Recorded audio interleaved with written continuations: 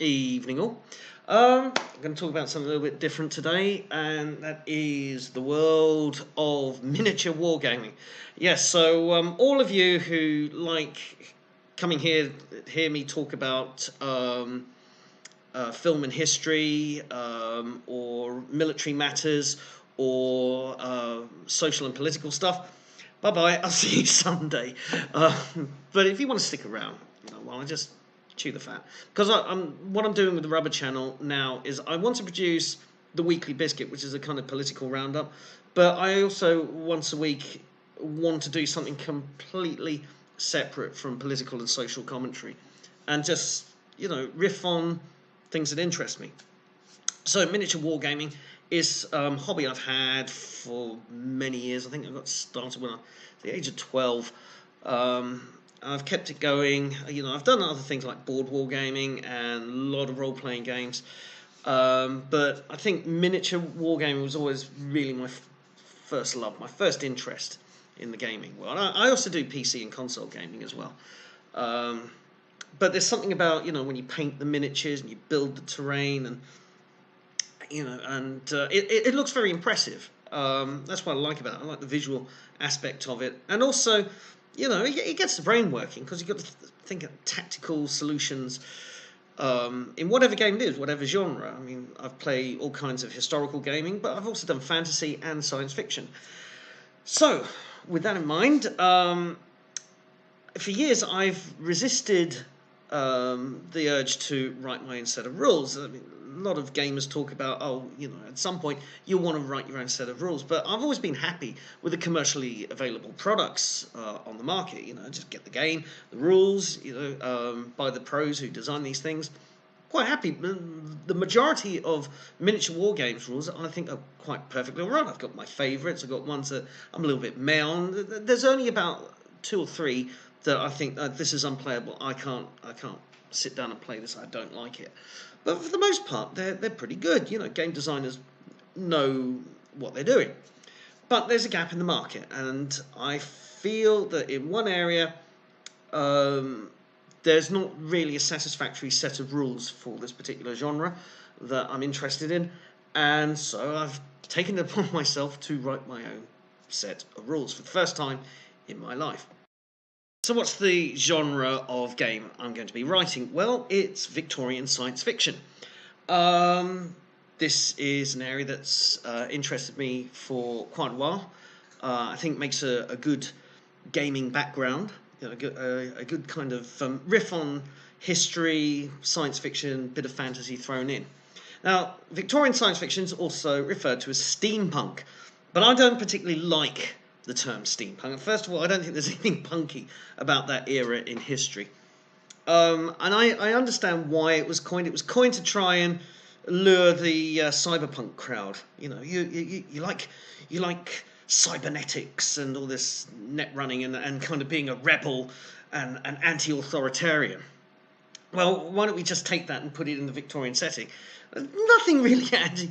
The Victorian era is not known for being a big anti-authoritarian part. I mean, there were anarchists, of course, back then, but they're not usually viewed as the heroes. They're usually viewed as villains. The rest of it is quite, ordered and scientific period of history. So, yeah, I've always rejected the term cyberpunk. It sounded like slick marketing speak to me. But Victorian science fiction is interesting. So, yeah, growing up, I've read H.G. Wells, Jules Verne, Edgar Allan Poe. They've been quite inspirational. And then I remember as a child, I watched a lot of weekend matinee films. And there were films like Master of the World with Vincent Price, First Men in the Moon, Lionel Jeffries, Rocket to the Moon, the ensemble comedy thing. Even at a stretch, something like Those Magnificent Men in Their Flying Machines is kind of I know it's Edwardian, it's not particularly science fiction, but it's about the gadgets, isn't it, that film? It's about crackpot inventors.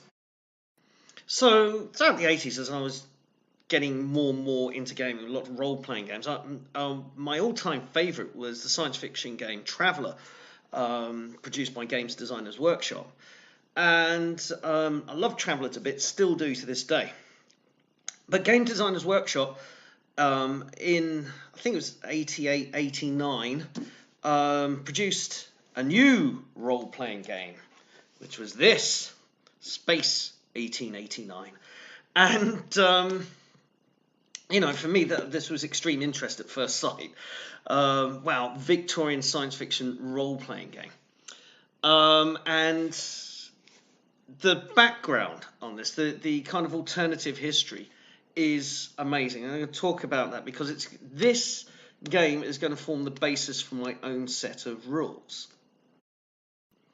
Now, the central MacGuffin to Space 1889, why it allows for the Victorian science fiction, is a concept called the Aether.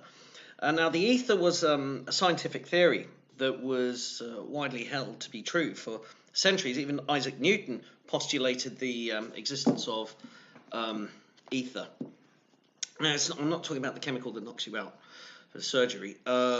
It's an almost imperceptible substance that fills the void in space, because the idea is nature abhors a vacuum. So in space, you have the ether, which is the substance that makes it possible for light, gravity, and electricity to travel throughout space. So the idea is that the ether is real. Scientists in the 1860s detect it, discover it, and then they start building engines and machines that can exploit the ether. One of them being engines that can travel through space. So in the 1870s, the first space expeditions happen, and they don't go to the moon, they go to Mars. When they land on Mars, they find that A, there's a breathable atmosphere, 2, there's intelligent life, there are Martians, and 3, Mars is an arid, kind of dying planet, and these Martian kingdoms are in rapid decline. Because there's a lack of water on Mars, there's polar ice caps on Mars, they've had to build canals. So it links in that idea that was in Victorian times, that there were canals on Mars. So what you've got, a system that you can get to Mars on an airship with an ether engine. You can then have these ancient dying out Martian kingdoms using canals to keep what little arable land there is watered.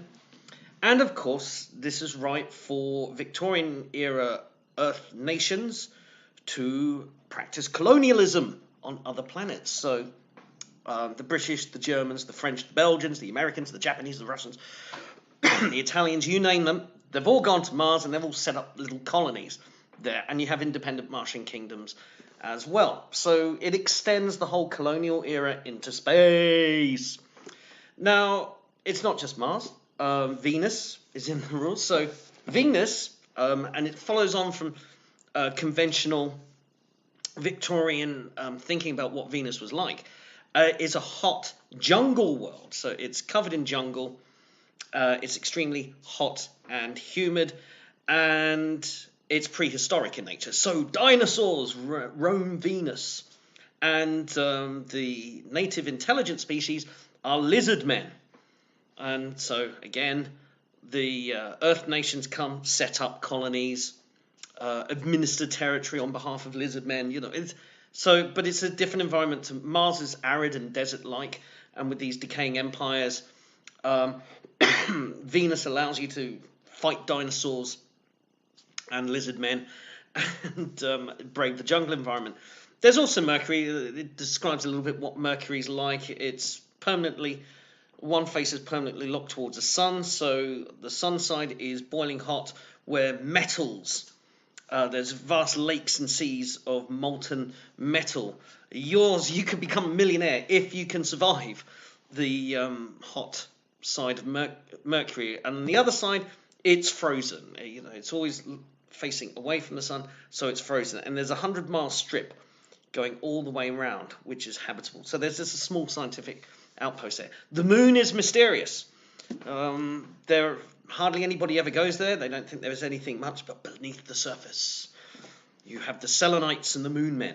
So it's a really richly developed background, and the game describes how all the Earth nations and the Martian nations and the Venusians kind of interact in the kind of small wars that they have. So this is really right for wargaming territory. Now, as I said, Space 1889 is a role-playing game, and in terms of the science fiction, it's fantastic. The parallel historical background's fantastic. There's also plenty of inventions. You can have your tripod walkers, your space suits, your kind of deep-sea diving submarines, sort of cutting-edge Victorian technology and stuff that you would find in Jules Verne or H.G. Wells. The only problem with this is that the actual game mechanics suck. I'm sorry to say this, big fan of GDW and its work, but I've played this a number of times with the existing rule system, and all my players complained about it. They said it's a bad system. The weird things like in the combat, you could.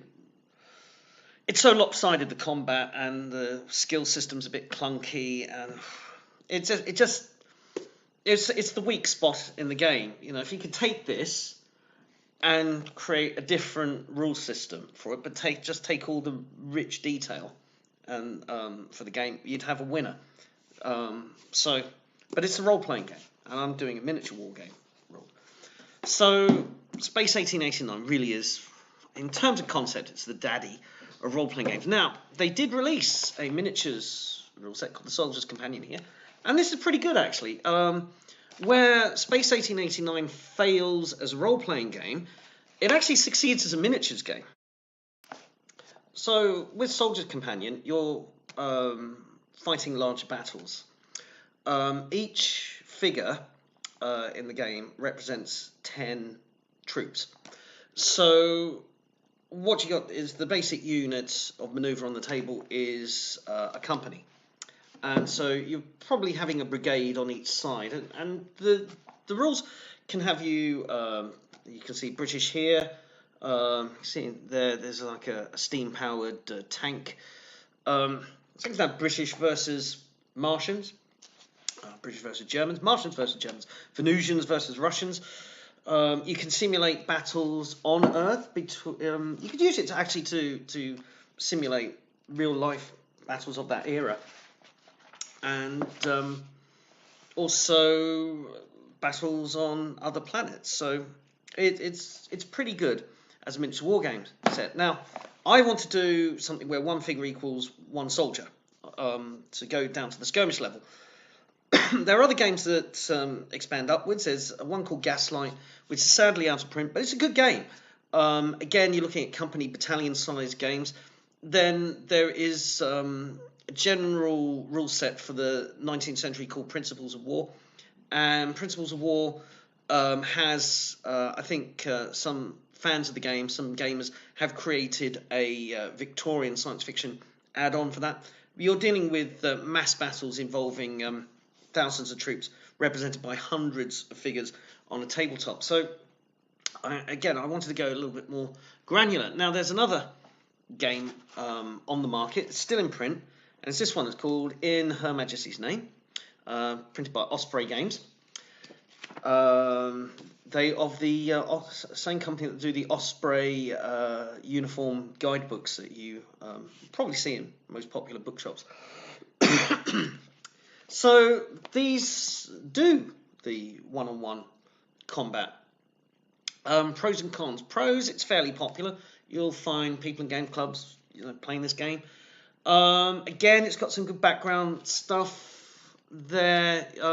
It's a little bit more fantastical in nature. If I flip over to this side, you can see some miniatures. And you can see it's a kind of Victorians fending off zombies and the undead.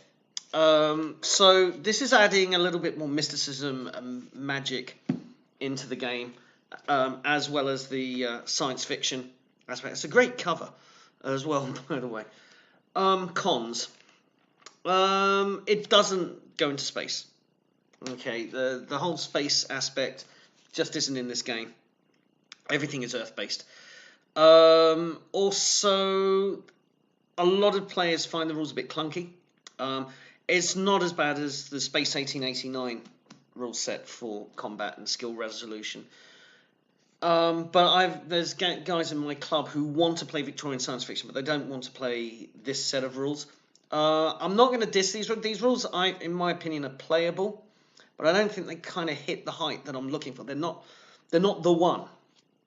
Right? What I want is a combination of the two. Squeak. So that's why I'm writing my set. Okay. So what's going to be in my rules? Well, I've made a start on it, and it's all coming together quite nicely. So the premise is I'm going to write a set of rules that cover the period in time 1870 through to 1913. So I'm bringing in the Edwardian era as well. The reason I've done that is because the Victorian science fiction genre actually straddles quite a wide time span. H.G. Wells was writing well into the Victorian Edwardian era and beyond, and so I want to capture a time which is a few years after the American Civil War. So the American Civil War and the Crimean War have a huge influence on the military and industrial mindsets of Britain and America. And it's also the end of the Second French Empire and the rise of United Germany. So that's at the beginning of the era. So in this kind of post-Crimean, post-US Civil War time, scientists and engineers are working on the ether, and they discover the principles of ether, and they can get into space. So I'm taking on board a lot of the Space 1889 background. And 1913 is the cutoff point because it's just before World War One. I think there's still stuff going in science fiction in Edwardian times, but I want the game to be a little bit more than just going into space and having battles. I want to incorporate some of the mystical side of In Her Majesty's Name, because you've got Fu Manchu. I want to do something around the whole kind of Sax Roma Fu Manchu novels. I want to incorporate a little bit of Bram Stoker in there as well, because you can have interesting battles between the kind of the dark magic and creatures of the night side versus science. So I want that kind of mixture there. There's a lot of good stuff that it touches on fantasy and science fiction in Victorian writing. I'm thinking Edgar Allan Poe as well, amongst others. The precursors to H.P. Lovecraft as well. We're dabbling with this, but I wanted to incorporate some of the early silent film fiction of that era, which I think would fit in well. And I'm thinking of two outstanding film series that were made between, I think, 1911 and 1915 by a French filmmaker called Louis Feuillade. And he did one called Fantomas. I think Fantomas began as a kind of pulp novel, and it became 3 film series made just before World War One, and they are fantastic to watch. They all end on a cliffhanger, and you've got this arch villain called Fantomas. Who is he? But it's great stuff to watch. I wanted, kind of have that anarchic side, the crazed anarchist antagonist. He's also got a criminal army. There's another one. Feuillade then followed it up a couple of years later with a series called Les Vampires, or the Vampires. Not mystical at all. The Vampires refers to a criminal organization. Again, very destructive, anarchic. And one of the main characters is this villainess called Irma Vep, played by Musidora. I find Musidora as Irma Vep utterly compelling. Do check this out. It's a 1915 series called Les Vampires, Vampires. And I wanted to incorporate that in the game as well. As for the technical rules themselves, they'll be based around classic six-sided dice. You need two. Pardon me. And what it is that I've borrowed another thing that Game Designers Workshop did in Mega Traveller, which was have a task system. So you rate everything that you can do, from shooting, sword fighting, fisticuffs, skill resolution. It's all done using this task system. And you've got easy, which is you have to roll 3 or higher on 2 dice. Routine, which is 7 or higher on 2 dice. Difficult, which is 11 or higher on 2 dice. And finally, formidable, which is 15 or higher on 2 dice. Now, you notice you cannot succeed with 2 dice rolling a 15, but there are ways around it. You can raise or lower the skill level depending on what you want to do. So let's say somebody, you want to shoot somebody, and it's a difficult shot. Well, you can aim first. So if you aim, you bring the level down from difficult to routine. So 11 down to a 7. If it's a routine shot, you bring it down to a 3. So you can bring a 15 down to an 11. And you can conversely make things more difficult. So let's say you want to avoid getting shot. So you may hide behind cover or dodge or something like that. So you're raising a 7 to an 11, 11 to a 15, that kind of thing. There's also a skill system. So troops will have various skills. So if you're a regular infantryman, you'll have rifle skill level 1, which gives you a +1 to your roll. So you're turning a routine shot a 7. You only need a 6 now. 6 + 1, 7, and you've succeeded. So you can stack things up. So you can take an aim shot with a skilled marksman. So that 15 might come down to a 9. So 15 down to 11, then you have +2 skill, 9. So you'll have a skill list. Every type of troop will have a few skills. So your main rank and file, the sort of cannon file, that figures will be in 3 categories. So you'll have a level 1, which is the lowest type of troop. They'll be the cheapest also to buy when you're putting together an army. So ordinary soldiers, ordinary policemen, rank and file, they're a level 1. They have 2 skill levels. So a soldier, for example, will have rifle 1 and bayonet 1. That's all they need to do. Then you have junior leaders. There'll be the sergeants, the junior officers, that kind of thing. They'll have 4 skill points. So they might have leadership 1, marksman 2, sword fighting 1. So they have a little bit more capabilities. And then on the top tier is level 3. They are the heroes of the game, and they'll have 6 skill levels spread out amongst different abilities. So that's basically where we are at the moment. So I'm going to develop things. Rules on movement, that should be straightforward. The combat system I've just described, everything will work off that task system.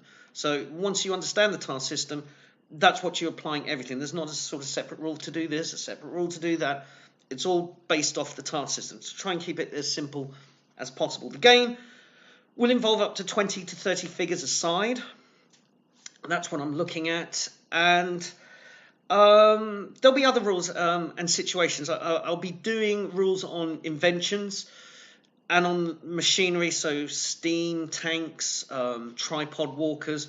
I've got to work out how that's going to work. Artillery, what that can do. That's all to come. But I'm just doing personal infantry combat kind of thing. So that would be involved shooting, sword fighting, and brawling. So that's where we are at the moment. I might keep you updated, and at some point hopefully I can get a game of this running with an opponent, and I can film it and show you the figures as well, because I've got some Victorian science fiction figures. I'm not going to bring them out today in this video. You have to wait till the sequel. So that's what I'm going to do with some of my spare time. And will they become commercially available? I don't know.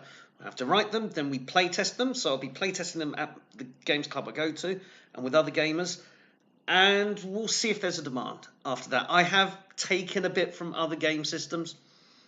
That could be a problem. So it might be a set of rules that I give away. But I don't know. If we'll see how we go for the playtesting. I might have to use a different skill resolution system. Who knows? But anyway, that's all for me from the moment. I will see you either on Sunday or on another live stream. And take care.